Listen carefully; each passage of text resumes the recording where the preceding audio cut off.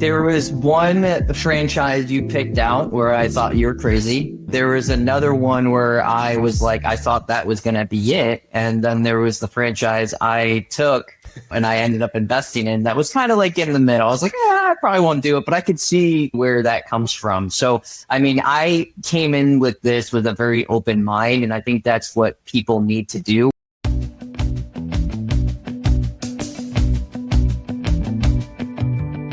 Hello, everyone, and thanks for tuning in to the latest edition of FranCoach's Franchising 101 podcast. I am Tim Parmeter, founder and CEO of FranCoach and your podcast host. Today is another episode of, as I always say, my favorite segment in this series called In Their Words. In this segment, we are going to hear directly from FranCoach clients who have become franchise owners. This one is a podcast listener, then client, then franchise owner. So the old full circle thing. We're going to talk all about her background, what led them to consider franchise ownership, how they navigated this process, what franchise they chose, and how this has gone so far. Today's guest was an absolute pleasure getting to know and getting to work with. Had really a couple different things towards the end of this process that would have derailed most people, and actually kept him actually moving forward, more determined to do that. So really excited to kind of share his story. Before we do that, we have to tell you this. And again, quickly a reminder of who we are. FranCoach, we are the premier franchise consulting firm. Our number one goal is not to sell you a franchise. We don't sell anything. Our number one goal is to properly educate you on franchise ownership to determine if you should own a franchise. If so, then we're going to help you find your absolute best fit. Not my best fit, not anybody else's, but yours. This is the most individualized and personalized process, focused on, guess what? You. It's the best thing, right? That's what we're going to do. That's how this all works. Now let's talk to somebody who has gone through all of this and see how it went. All right. And we are back here on the Franchising 101 podcast, and joining us today, excited to chat with this guest, Mr. Trevor Schermer. Trevor, thanks for joining us. Oh, thanks for having me, Tim. Super excited to be here. I'm fulfilling a lifelong dream, which is great. There are many people that their dream in life is to be on the Franchising 101 podcast. So congratulations. I can knock it off the list. Yeah, all you had to do was spend several months dealing with me and then invest in a franchise. It's just that easy, boys and girls. So cool. No, looking forward to, and this was such a fun journey that we went through, and I look forward to you being able to kind of share all of this, and certainly we'll dive into a whole bunch of things that went on along the way. But give us a scoop. Who the heck is Trevor, man? What's a little you had life before franchising. Do you remember that? What was that like? Well, it all started late August, 1991. I'll take you all the way back. No, I'm just kidding. Trevor Schermer. I'm a consultant right now, and anytime I introduce myself to new clients, I'm always like, Trevor Schermer, CPA, MBA. I get that out of the way to kind of get my stats up. So used to saying that, Trevor Schermer, CPA, MBA. I have been, I've worked before franchising. Right now, I'm currently a consultant in ERP systems. So if anyone out there knows NetSuite, Sage Intacct, I implement those systems for a partner of those systems. I also have been a controller, a CFO in a past life, and actually out of college worked for an oil company for about 4 years as an accountant. So moved all across the U.S. In those times, got to experience different things and really see the country, which has been great. So more of an accounting background, but I've gotten to see different areas like ops and manufacturing and things like that. Over the months, and get a chance to get to know you and talking to you for your financial accounting background, you actually speak human, which is kind of also crazy because that's not always a skill. So you learned human and all of the invaluable things from a financial standpoint. So and had a ton of success. And though I almost just ended this podcast right off the bat because you're talking about 1991 and August 1991. I'm like, oh yeah, I was going into my last year of college. I'm like, oh God, that's depressing. Sorry, Tim. I didn't mean to bring up bad memories. No, I was an overachiever. I was actually 7. So okay, yeah, that makes sense. Yeah. I was going to say 3, but either one. Yeah. When I started, right? So yeah, I moved through. Yeah. I was 4 years. I was pretty much done with my doctorate, doctorate, of course. Of course. So cool. So you got this great background, been super successful. But somewhere in there, there's the itch, the curiosity to look into maybe having a business, something for yourself. What kind of drove that? Yeah, that's a great question. So it kind of goes to my childhood is like really where it starts. So I've had 4 parents. I've been blessed to, actually like really young, my parents divorced, and I've actually been blessed with 4 different role models. And I've seen my parents open up their own businesses. My stepdad was a carpenter, sole proprietor. My dad and stepmom opened up a company and in the aviation industry. And I've been able to see the benefits of entrepreneurship. And so that's had a big effect in me in terms of really what I want to do and my goals. And so out of college, I went to the Ohio State University and got my accounting degree. I had to throw that in there. Sorry. Well, I'm not really that sorry, but I started working for an oil company. Wait, hold on. Is there? How was their football team this past year? It was pretty good. It was pretty good. Okay, you're welcome. Okay, still reigning national champs. Thank you, Tim. I appreciate that plug. During my time with the oil company, I'm trying to keep names out of it, but during my times with my oil company, the oil company I worked for, I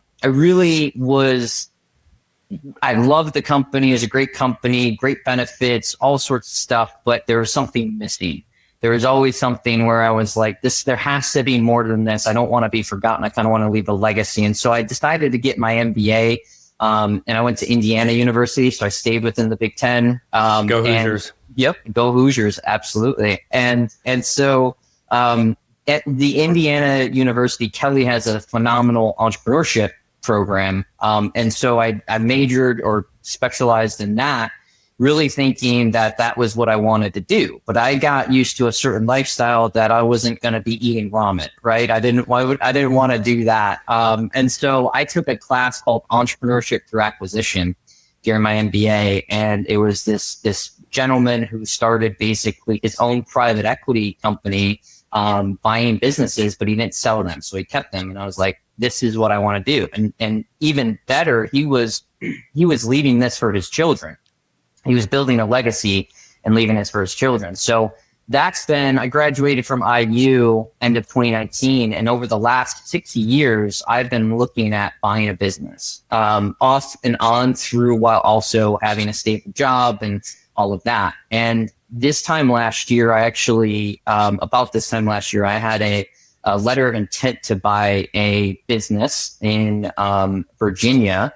And that fell through, but it ended up being a franchise. And so at the time when I put in my NDA, I didn't know it was a franchise, but I got to more involved with franchises and got to learn about the model and things like that. And so, before I kind of had a negative thought on franchises of like, oh, it's a big company, all of that. And the more I looked into it, I was like, oh, this is a really cool model, right? I get to own my business, but I don't have to, very much like buying a business, right? Except they give you the playbook.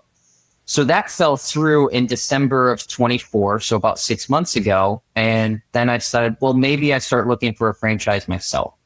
And so I literally was looking at car maintenance franchises. And I was on a walk with my dog one day and said, let me look if there's any podcasts with franchising. And yours was the first one. And started listening to those and reached out. And here we are now. The rest is history. So good job bringing back me plugging Ohio State University. I'm sorry, the Ohio State University football. Yeah. The podcast you were listening to, what was the name of it again? I forgot. Franchising 101, I believe. Oh, yes. Yep. That good-looking bald guy who graduated college when he was 7. So cool. So you had like a little experience with this, but you go back to something you said, because this is not uncommon franchising, right? Like and I had it before I got into this industry 11 years ago. It's, like to the point where I was afraid to say it. It was like, felt like it was a dirty word. What was kind of your experience or maybe your perception that led to like kind of feeling that way at the beginning? Do you remember? Yeah, I think at first, before really diving in, it was like, I want to support mom and pop places. And I think that I'm in a millennial generation. I feel like my generation is getting back into that of supporting mom and pop places. And so when you hear of a franchise and all these big companies, you think, oh, they're a big corporate. Why am I going to give more money to them, right? Rather than doing a mom and pop place. So, looking into the model and really seeing the financials of that business that I was going to buy that turned out to be a franchise, and looking at that more, I realized that it's still locally owned. You do have some McDonald's out there and things like that are all owned by LLCs, and 100 of them and things like that. They're still providing jobs, which is great. But these franchises, a lot of them are owned by a family, right? And so that kind of shifted my perspective in terms of, well, it's a business that's proven successful, right? They're all over the US. They have a model. I didn't want to do the ramen thing. I was able to invest in one, right? And so I had someone that can help me with the areas I struggle, like marketing and sales, right? But I also am able to make it my own business in a certain way. And to be honest, I'm still an accounting background. I'd like to think I'm creative, but I'm not a creative guy like a marketing person, right? So having the branding, having those types of things in place where I can tweak it and use my financial background, it just started making more sense. Plus, it was cheaper than buying a business too. At the same time, it's a lot cheaper to do a franchise model if you find the right one than finding a business worth $600,000, $700,000, $800,000. Yeah. It's the even in the franchising world, the resale it's almost always one extreme or the other, right? The business has done well, and then it is typically somewhere between overpriced and way overpriced, right? Or it's a little bit of a dumpster fire, right? And so some people like the dumpster fire and like the challenge of that, and other people can financially overpay for something. The rest of us are in that middle, and there's it's hard to kind of get those. Whereas the franchise is that in between where you've got all of the support, right? So, and you mentioned that local. I got to literally like what you just said. I got to remember pull that clip out. Thanksgiving. What is it? The Saturday after Thanksgiving. There's Black Friday, and then the Saturday.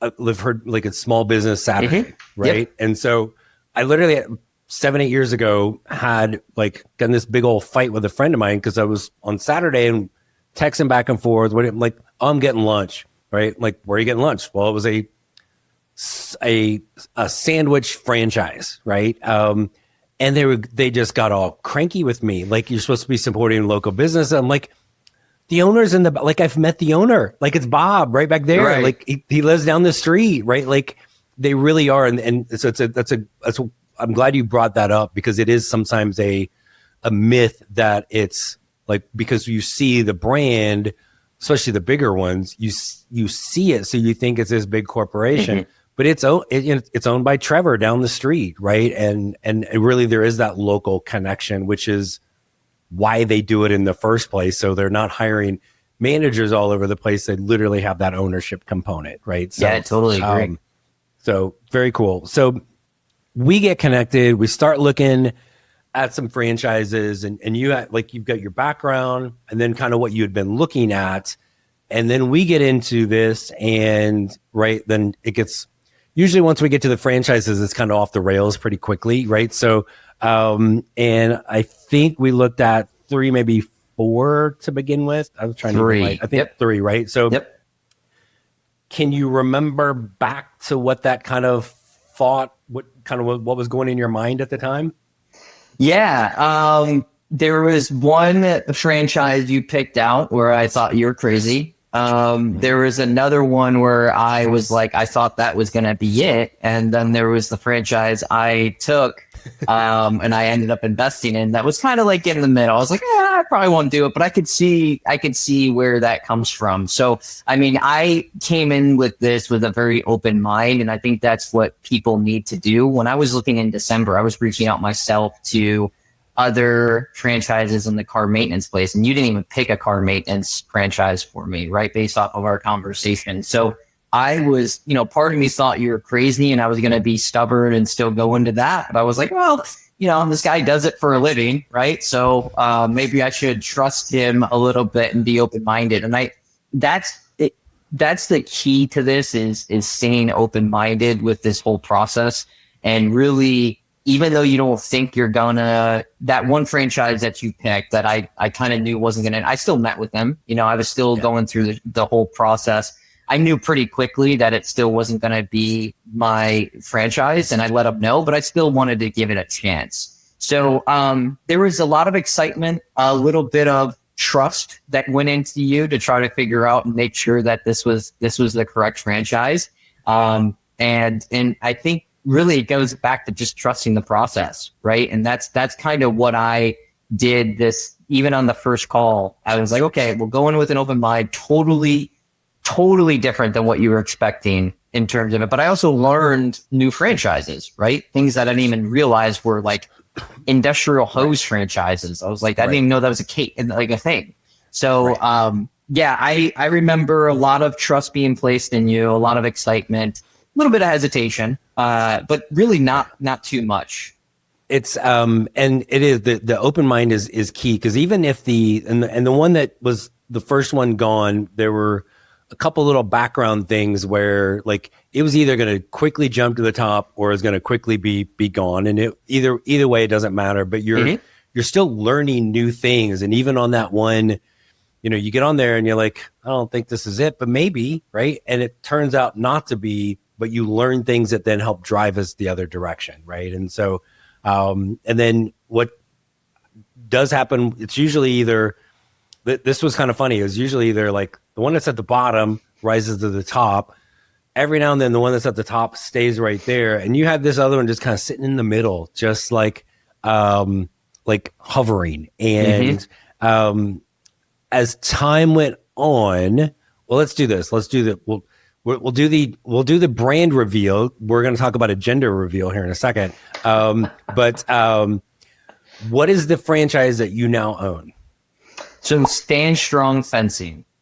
Stand Strong Fencing. So I'm not really smart. What does Stand Strong Fencing do, Trevor?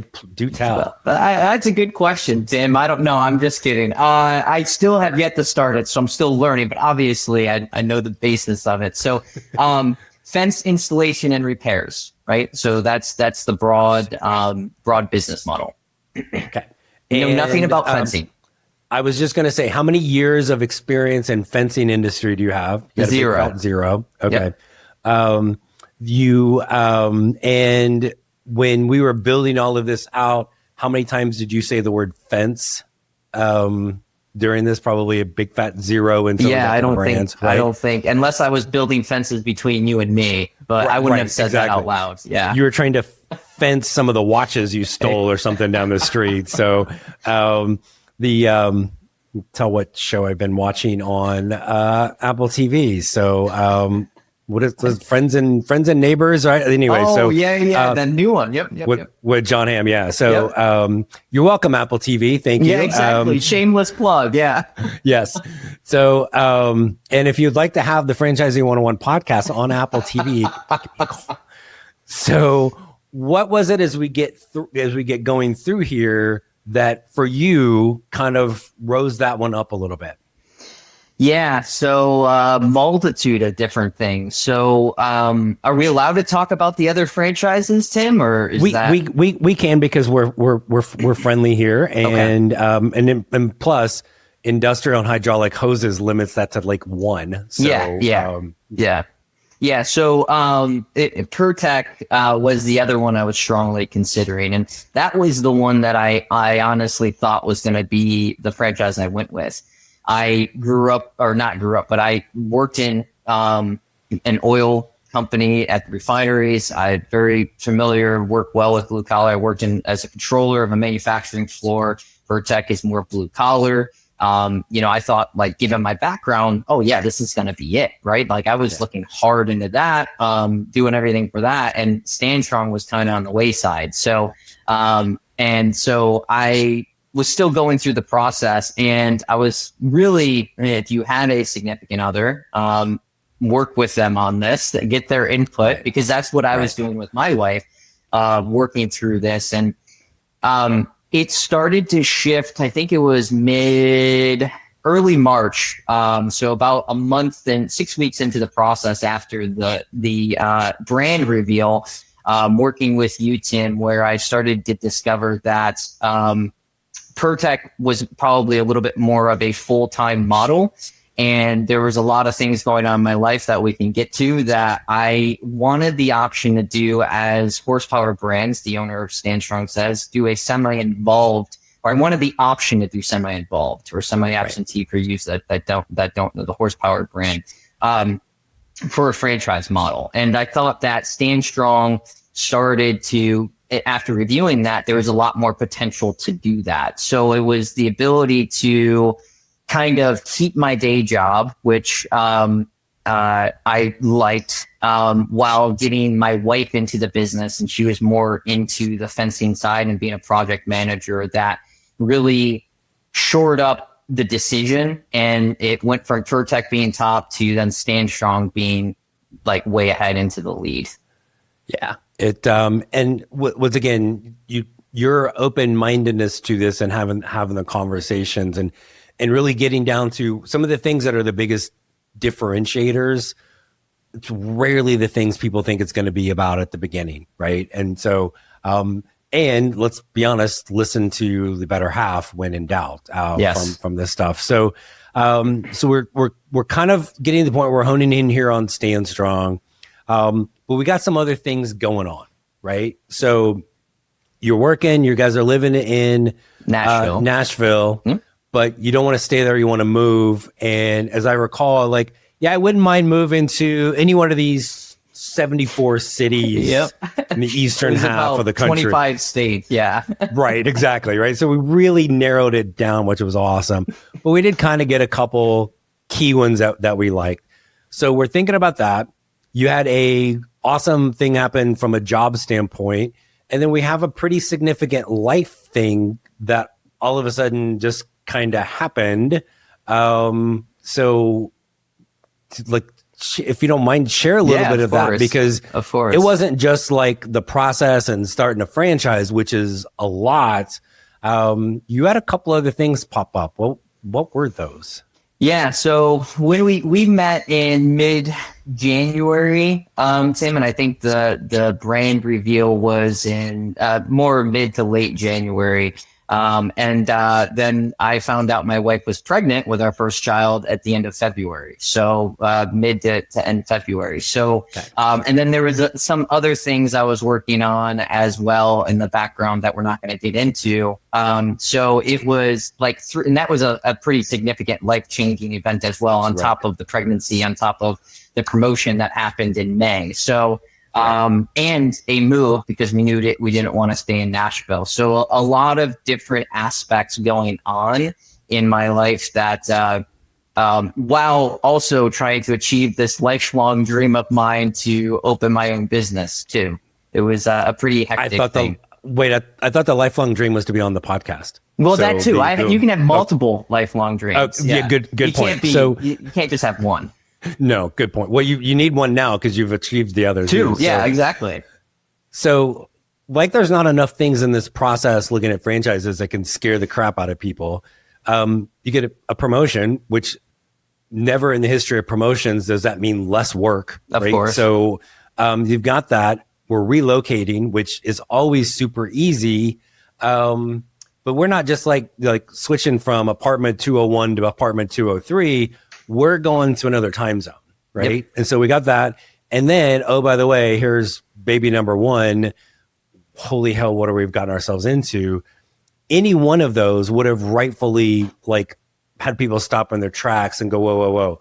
But for you, kept being more of a reason to move forward. What was that reason, or what kind of kept you like motivated towards this goal?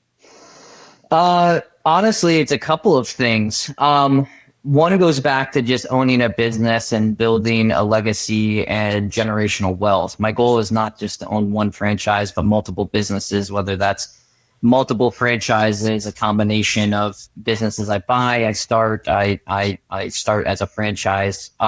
So I think that added some urgency to it, because it was, instead of oh my God, I need to save, it's more of a, oh my God, I need to invest in a business that can then have more cash flow coming in. And so that was it. And then another thing too is, I always, in the back of my head, outside of those goals, I'm a long-term thinker. I've always have been. And so, which I use to my advantage a lot of the time. Sometimes it can be detrimental, but use to my advantage sometimes. But I've also always wanted to be the guy that could do it all. And so that's just kind of been my thing. And I know that takes a lot of time. I've been talking about a business for 6 years. I've been saving money since out of college and my undergrad for a potential family since 2013. That has allowed me to get my MBA full time. That allowed me to invest in a franchise. Now to have a baby hit at the same time, to then the other things I was working on, to a promotion that would allow me to make more money and all of that. And so, unfortunately, you can't control when that happens. I've been juggling all of these things for literally 6 years. And so, who am I to say to the universe or to God that this is not going to line up, right? It's like, okay, well, I've been working this. Now it's time to really show if I want to do it. And it's a lot of just being a role model to others as well, of like, if I can juggle a new kid, a business, a full-time job, that's important to me, to be able to say, like, well, how does he do it? And sometimes I feel lazy compared to other people. So that also is a kicker as well. But, it really goes back to always wanting to build that legacy and that generational wealth. And you got to start from somewhere, and then owning my own business, and then kind of being that guy that can do it all. Yeah. Which again, really fantastic. I appreciate you sharing that. At some point throughout this, did your significantly better half look at you and ask, what the hell are you thinking? Oh yeah. I did too. Oh yeah. Yeah. At different times. That's the key. You can't panic at the same time. One of you has to panic, and the other one has to be the strong one. Yeah. Yeah. Oh yeah. And so as we were talking before the podcast, it's kind of, I take it as a sign from the universe or God or whatever entity you may or may not believe in, that I was taking on too much, which is why that other thing didn't work out, which is fine, because it can still happen in the future. So, I took the punches, and things generally do kind of work out. But yes, my wife and I were both thinking, what are we doing here? Right. Yeah. Yeah. Good. And as well you should, right? There should always be those little hiccup moments or fear moments, or you need the paper bag to blow in. But I liked your comment, because my wife and I do this sometimes. It's like, hey, I'm going to vent about something. I don't need you. Like, I need you to just listen this time. Mm-hmm. This isn't solve the problem or tell me where I screwed up. Just let me say it. Or like, hey, you got to be the positive one. I gotta be the whole poker. Right. See, sometimes you got to get the roles out of there, because you're right. You can't both be negative at the same time, or it's going to go downhill. Yeah, very much. When you were looking at the franchises, how much did the connection and how you felt about the franchisor, the support that you were learning about, the people there, how much of that did matter? Excuse me, how much of that mattered to you? That was probably the most driving decision. And I honestly felt in the 3 franchises that you gave me, the support was there for all of them. With franchising, you can't just do whatever you want, which can be a downside, right? You have to get some approvals on things, but at the same time, you get a very good, hopefully, support structure that can guide you through how to build your sales, how to teach you and all that. I bought a franchise in fencing, and I've never built a fence in my life. And God help whoever I build a fence for, because it's not gonna it's not gonna be standing strong, that's for sure. And so that was key. And what did the support structure feel like in terms of the training, the support? When I did my my franchise discovery day, they wanted to dine me, and I knew it was happening, and I loved it, which is great. Take advantage of that. If they're not doing that, then maybe find another franchise, or go to like a recruiting trip for a college athlete. Just go to a few. Exactly. But it was the biggest thing that I would say for Stand Strong and Horsepower that was sealed the deal for me, was they had a franchise coach, a senior franchise coach that was a franchise owner at one point. He did not own a Stand Strong fencing or Horsepower brand, but he had lived the life of it. And then on top of that, his boss had 30 years of industry experience. There was another gentleman that I believe is the person Tim, that had like 30 years of experience, and that was a franchise coach. And then there was a gentleman that was about my age, that was his entire career for 10 years was in fencing. And so they were, even more so than the other Horsepower brand franchises, I thought the support structure was huge in that. They had the experience there to help you. The thing that sealed the deal for me was absolutely having Dean there, having owned a franchise, knowing what a not so great franchise was in the support structure, and then using those as life lessons to incorporate into Stand Strong. That was the thing that was like, yep, I'm going home and I'm telling the wife we're doing this. Well, I'm asking the wife if we can do it. Let's put it that way. Smart man. There you go. Yes. Good job. And at any point during all that, you're like, well, you have no experience in fencing. You have no ability or knowledge how to build a fence. And if you tried, it wouldn't be very good. Did that ever come up? Or they, whoa. I don't know, Trevor, if you're the right person to own this because you can't do it. In fact, it was pretty much the opposite of that, correct? Yeah, it's all the franchises that you showed, and I think this is in my research of franchises, they don't expect you to have any industry knowledge, right? It's all the support training. And that's why it's so key to understand what that training looks like, because you're not expected to have it. And a lot of times they don't want you to have it too, because you could be jaded towards that industry, right? And so you may have things that you do your own way where they can't mold you anymore, right? To do that franchise. And so it never came up. In fact, I think they preferred that I didn't. They saw my background as a CPA and MBA and had the faith in me to be able to build the business and sales and be able to control my business the way I need to. Right. And you've said this, touched on this already, like you're aware enough to know what you're good at and what you're not as good at and where you need that support. And with that model of really like, they're not looking for you to be the one out there even like doing the sales all day, every day, right? Like no, hire that person. Your job is to run and to grow this, right? Yep. So, no, super cool. Can't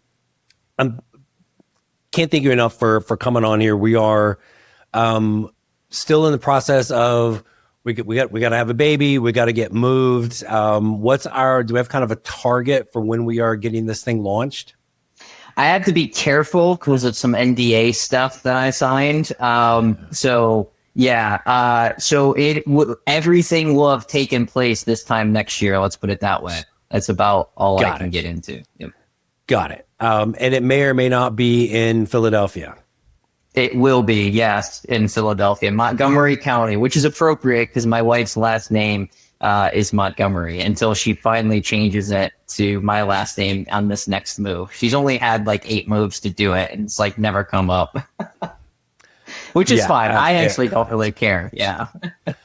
Mine only recently did that, and only personally, everything professionally is still the other thing. So I'm like, we're in the same industry. Are you embarrassed? I don't quite understand. And then I realized that's the exact reason. So, so cool. As I'll let you roll. I want one more question. So, because you've kind of come full circle, right? Like you thinking about this, you find this crazy podcast. You actually like get up the gumption to get on the phone to talk to us, and you go through all this.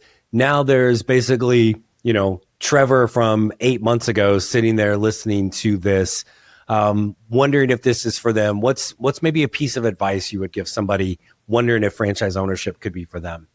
A few things. One, it doesn't hurt to learn more about it. So there's no risk to someone like me reaching out to you, Tim, because I'm not paying you, right? You make your money in a different way. So from that perspective, reaching out, understanding more about is franchise right for you or not is the most important thing, right? You've said many times on your podcast, it may not be right for you. And so there's no, and and for the people that are concerned about that, you build your relationship skills as well, which you're going to need running a business.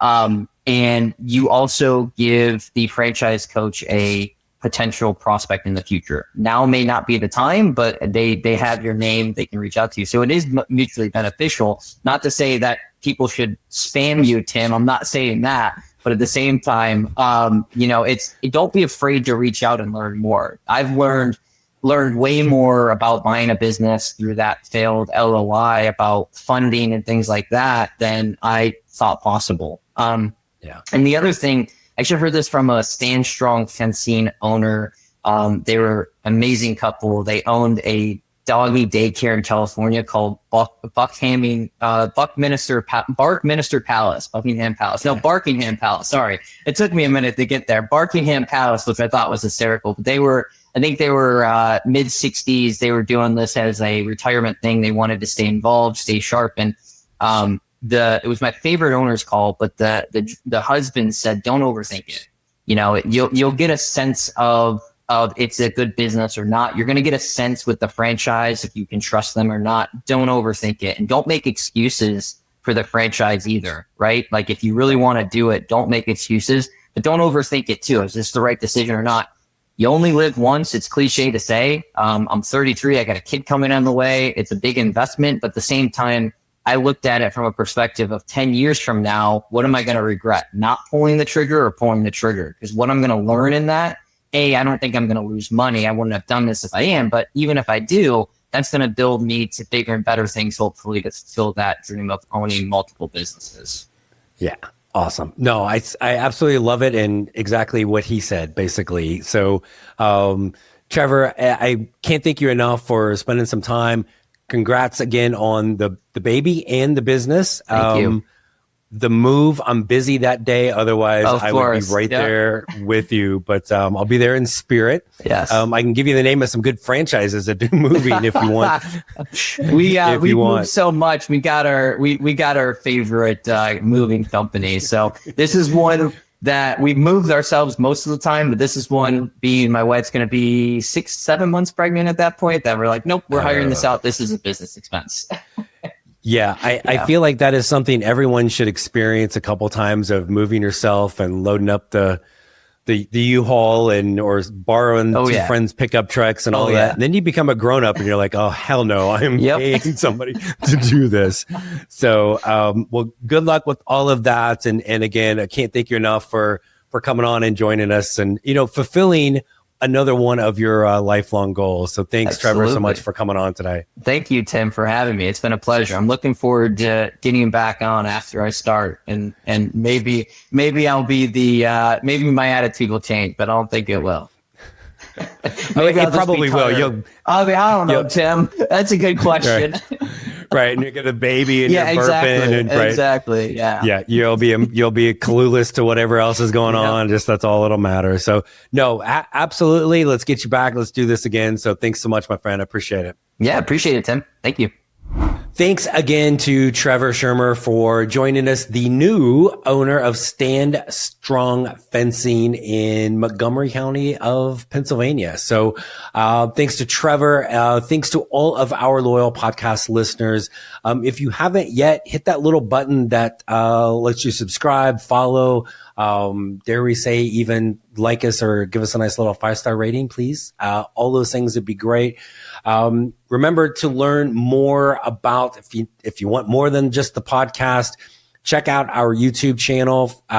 It has all the podcasts, all sorts of other things, plus our Franchising 360 show, which you can find every Friday, 8 Eastern, 5 Pacific on Biz TV, or just go to our YouTube channel. And if you like a nice book to read, don't forget Becoming a Franchise Owner is also out there. Find that on Amazon, Barnes & Noble, basically wherever you buy books. Podcasts is wherever you get podcasts.